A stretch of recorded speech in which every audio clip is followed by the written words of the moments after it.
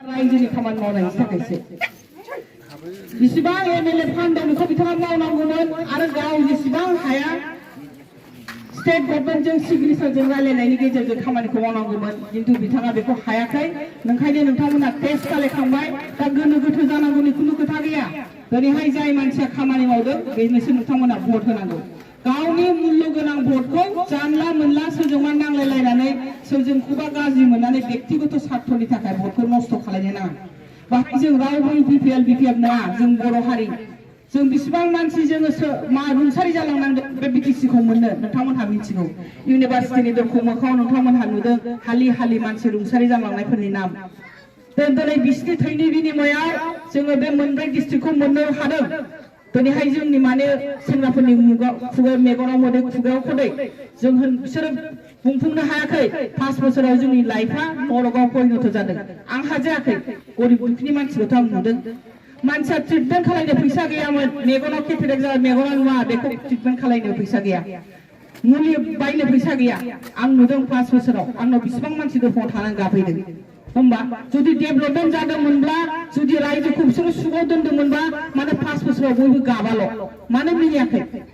मानो टट' driver passenger मोनाखै मानो गारि बायखानाय मानसिया बेंकनि माबा लन लानानै बायनाया मानो गारि बोलांजाया जोङो एग्जाम्पलखौ नुजोबदों नोंखायनो रायजोफोर भुल खालायनो नांला जा जाबाय जोंखौ बर' रायजो मोनगोन होननानै गामि सिंनि हाग्रा सिंनि मानसिफोरखौ हमै लांनानै ट्रेक्टराव थिखोनानै राजा लामा जथेबाय रायजो मोनगोन होनैबाय लास्टआव बेखौ फाननानै दिनैहाय मा जाखो जों सिलिंखार जाबाय दिनै साख्रि होग्रा बर्डखौ बियो लांनानै दोनहैबाय सिएसपि बर्डखौ सासेबो साख्रि मोनाखै 5 बोसोराव ना साख्रि मोनखो ना बिजनेस खालामनायनि स्कप होखो होमबा दिनैहाय बिथांमोनहा बिराद गिदिर खोथा होनना फैदोंमोन किन्तु जोंनि बर' जाथिखौ पदे अपमान पदे जोंखौ बेबायदि निरीह मानसिफोरखौ एकदमबारे बिपदावसो खैफोदाव खोलैनानै गालांबाय जोंहा मा दङ जोंहा खालि 3rd ग्रेड 4th ग्रेड साख्रि होनो हायो सिएसपि बर्डजों बेखौबो जुदि बोखारनानै होयोबा जोंनि बर' माहारिफ्रा मा मावनानै जानांगौ दा बेबायदिनो जोंहा सम सफैबाय एखनबा जोङो मानसि गाज्रिनि खोथाखौ खोनासंफ्लाङो मानसिया मिसलिड जायो दा बेफोरखौ जों बावगारजोबनांसिगौ आरो गोसोखौ जों गोरा खालामफिननांसिगौ जोंबो जौगानांसिगौ अल ओभार इन्डिया बिथां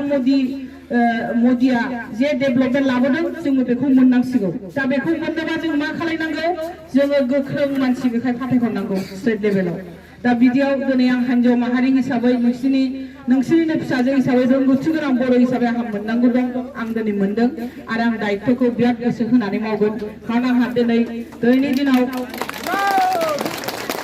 आंहा जेबो मोननांगौबो गैया आंहा जेबो खोमानांगौबो गैया आं सासे बिजनेस आं हारसिं मावो आंनि फिसाया दिनै गतिके आंहा सोरबा एमएलए जानानै एमएलए नि फैसा जानांगौ एमएलए नि बेथन जानांगौ बा फेसबुकआव आं ओंखारनो थाखाय आं ओंखारदों बिदि नङा आं निउसाव ओंखारनो थाखाय आङो फट'बिखौ लादों बिदि नङा आं गावनो गोसो जानानै रायजोनि खामानि मावगोन खारन बिथां हाग्रामाया जाथिनि थाखाय बिराद मावबोबाय दिनै थांनानै थानायखायसो मा लांखावदों बिसोर गावथाव जानांगौनि खोथा थांनानै थानानै मोनब्रै डिस्ट्रिक्टनि बियो दिनैहाय बर'नो लाबोनानै होनो हाबाय पावारखौ दा बेनि गेजेराव बिथांमोनहा बिराद खस्थ' खालामनानै मावबाय बे खस्थ' खालामनानै मावनायनि बिनिमयाव आं सानो बिथाङा बर' जाथिनि सासे बिराद मा होनो जोहोलाव होननानै बुंजायो दिनैनि दिनावहाय दा ओंखायनो बिथां मावजोबनो हायै खामानिखौ आङो आगदा आगसि आखाइ जानानै आं मावनो सानो एसे बर' महिला आरो नोंथांमोननि गांनाय उखैनायखौ आं सुफुंनो सानो दिनैहाय अबेबा गामिया खुरख'लांदों अबेबा दाबो दंफांनि दालां जों नुनो मोनदों मावजोबनो हायाखै जों बेखौबो स्वीकार खालायो आरो निमाहा बियो आरो आं बेफोर खामानिखौ मावजोबगोन आंनि समस्तिनिखौ आङो 100% सुरक्षा खालायनानै आङो लोगोसे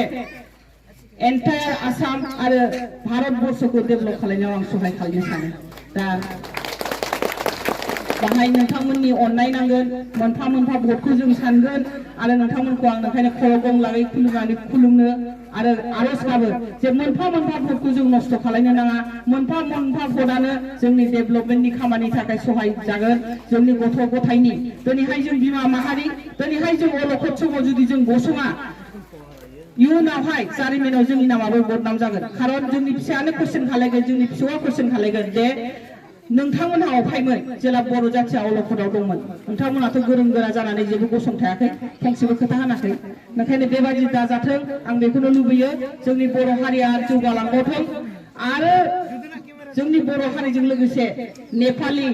आदिबासि जेसेबां मानसि दङ जोंनि बिटिसियावहाय बिसोरबो जौगाफाथों आरो जोंबो भारत राष्ट्र जौगानायजों लोगो लोगो जोंबो जाहाथे जौगाफानो हायो आं इसोर अबंलावरिनाव बेखौनो आरज गाबो आरो बयनिबो मोजां साइस्थ' आरो इलेक्सनसिम बयबो शान्ति थानो थाखाय आं अबंलावरिनाव आरज गाबनानै आं बिबुंथिखौहाय फोजोबनाय जाबाय गोजोन्थों।